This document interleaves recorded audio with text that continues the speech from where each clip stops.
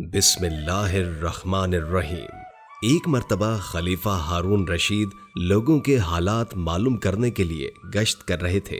انہیں گھر سے گانے بجانے اور 10 بجنے کی آواز آئی اور انہوں نے دروازہ کھٹکھٹایا۔ ان کے ساتھ ان کا وزیر جعفر اور مسرور غلام تھا۔ اندر سے ایک عورت نے دروازہ کھولا۔ انہوں نے کہا رات گزارنے کے لیے جگہ چاہیے۔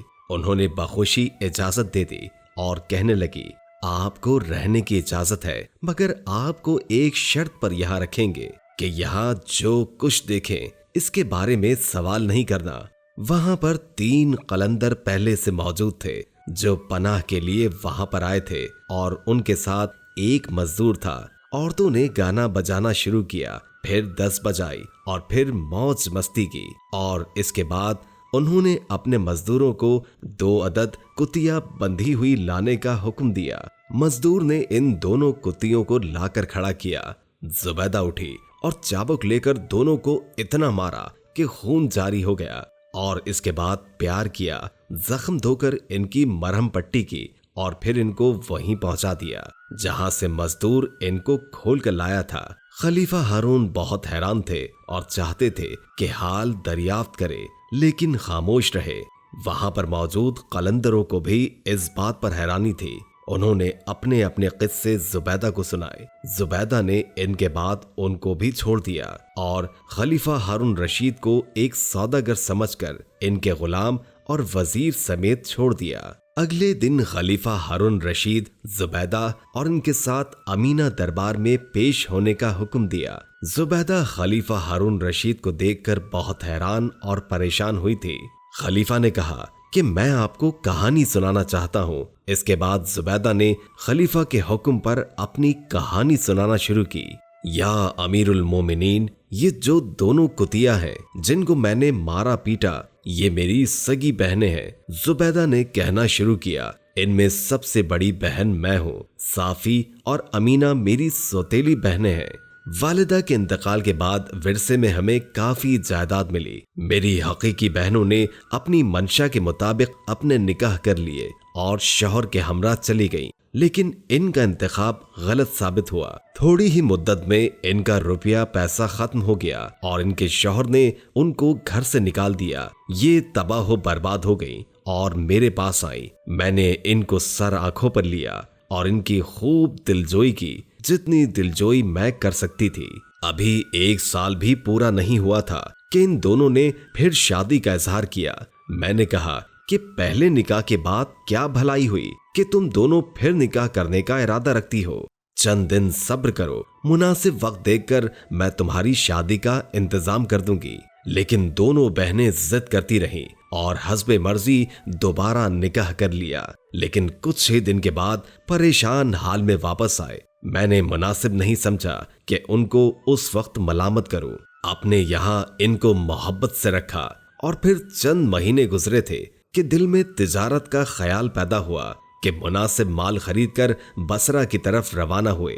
تقدیر سے ہمارا جہاز راستہ بھول گیا اور ہم ایک غیر آباد جزیرے میں پہنچے۔ کپتان نیچے اترا اور جزیرے کے حالات معلوم کرنے کے لیے چلا گیا۔ تھوڑی ہی دیر کے بعد واپس آیا اور کہنے لگا یہاں آ کر خدا کی قدرت دیکھو، کیا کیا عجائبات ہیں۔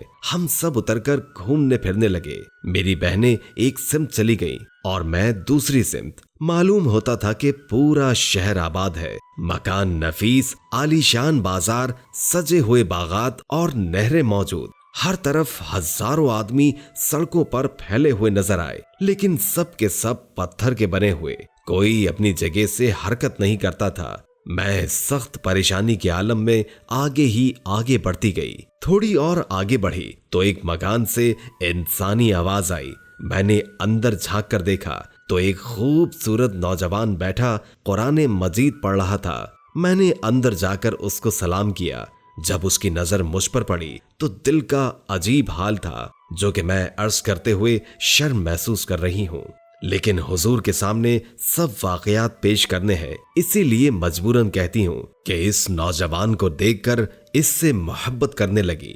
جب سلام کر کے اس کے قریب ہوئی تو وہ بھی کھڑا ہو گیا اور کہنے لگا خدا کا شکر ہے کہ آج اپنے جنسوں کی صورت نظر آئی۔ میں نے اس سے حال پوچھا تو سرد آہ بھر کر بولا، اس ملک کا بادشاہ میرا باپ ہے اور یہاں کے لوگ آتش پرست تھے۔ جس آیا نے میری پرورش کی وہ مسلمان تھی۔ کبھی کبھی مجھے بھی اسلام کے فرائض بتایا کرتی تھی۔ جب میں سن شعور کو پہنچا تو میں پوشیدہ طور پر مسلمان ہو گیا، اور کچھ زمانہ گزرا تو ایک روز عالم غیب سے آواز آئی جسے سارے شہر نے سنا کہ تم سب اپنے خدا پر ایمان لے آؤ، مسلمان ہو جاؤ ورنہ عذاب آنے والا ہے۔ اہل شہر نے پرواہ نہ کی، آخر عذاب آیا اور سب پتھر کے بن گئے، جس میں صرف میں تنہا باقی بچا ہوں۔ امیر المومنین یہ حال سن کر کہنے لگے کہ حق کنارے پر ہمارا جہاز کھڑا ہے، اگر آپ کو یہاں سے چلنا ہے تو ہمارے ساتھ چلیے۔ وہ تیار ہو گیا اور پھر ہم جہاز پر آئے اور زر و ظواہر بھر لیا۔ وہ نوجوان شہزادہ بھی مجھ سے محبت کرنے لگا، چنانچہ اسی جہاز پر ہی ہمارا نکاح ہو گیا اور ہم خوشی خوشی بغداد کی جانب روانہ ہوئے۔ ایک روز جب موسم بہت سہانا تھا، میں اور میرا شوہر جہاز کے عرشے پر سو رہے تھے کہ ان دونوں بہنوں نے ہمیں سمندر میں پھینک دیا۔ میرا شوہر تو اسی وقت غرق ہو گیا، لیکن میں ایک تختے کے سہارے تیرتی رہی۔ آخر موجوں نے مجھے کسی جزیرے کے کنارے لگا دیا۔ میں نے خدا کا شکر ادا کیا اور تیر کر خشکی پر آئی۔ کچھ جنگلی پھل کھا لینے کے بعد ایک درخت کے نیچے دم لینے کے لیے بیٹھ گئی۔ میں شاید سو جاتی، لیکن اچانک آپ کی آواز سے چونک پڑی۔ سامنے دیکھا کہ ایک سانپ بری طرح بھاگے آ رہا تھا اور اس کے پیچھے ایک اژدہا تھا۔ میں گھبرا اٹھی اور ایک بڑا سا پتھر اٹھایا اور اس کے اوپر دے مارا۔ پتھر اژدہے کو لگا اور اس کا سر کچل گیا۔ سانپ نے میری طرف دیکھا اور پھر اڑ گیا۔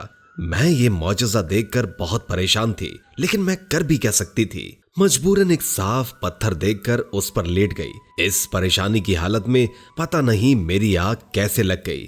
جب بیدار ہوئی تو دیکھا کہ خوبصورت عورت دو کتیوں کو لے کر کھڑی ہے۔ میں اس کو دیکھ کر ڈر گئی اور وہ میرے قریب آ کر کہنے لگی، تم پریشان نہ ہو، میں دوست ہوں، دشمن نہیں۔ میں حقیقتاً انسان نہیں بلکہ ایک پری ہوں۔ ابھی کچھ ہی دیر ہوئی تم نے میری جان بچائی تھی۔ میں نے پوچھا، میں نے کب تمہاری جان اور کس طرح بچائی؟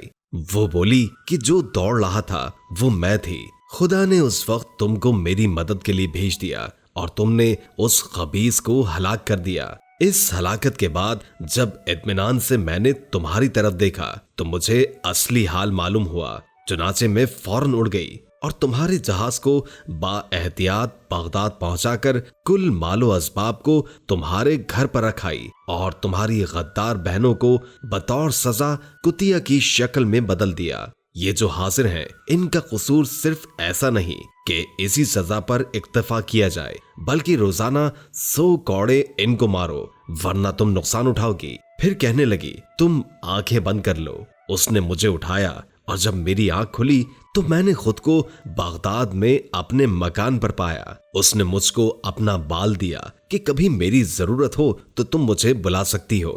اس روز سے میں روزانہ ان دونوں کتیوں کو 100 کوڑے مارتی ہوں، لیکن پھر بہن ہونے کا خیال آتا ہے تو ان کو پیار کرنے لگتی ہوں۔ زبیدہ اپنا قصہ سنا کر ایک طرف بیٹھ گئی۔ دوستو، آپ کو ہماری آج کی ویڈیو کیسی لگی؟ کامنٹ باکس میں اپنی رائے ضرور دیں۔ آپ کے فیڈ بیک کا ہم شدت سے انتظار کریں گے۔ انشاءاللہ پھر کسی نئے موضوع کے ساتھ حاضر ہوں گے۔ تب تک کے لیے اللہ حافظ۔